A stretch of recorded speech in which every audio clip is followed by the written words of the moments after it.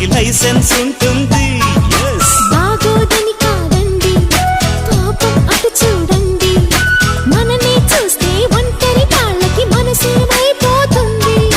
కళ్ళను మూస్తే చాలు కనిపించరు ఇంకెవరు, కిందటి జన్మల మీరు తప్పక పిల్లి పుట్టుంటారు. అందరి ముందర హల్లరి సరదాలే. ఓ, ఓ, ఓ, ఓ.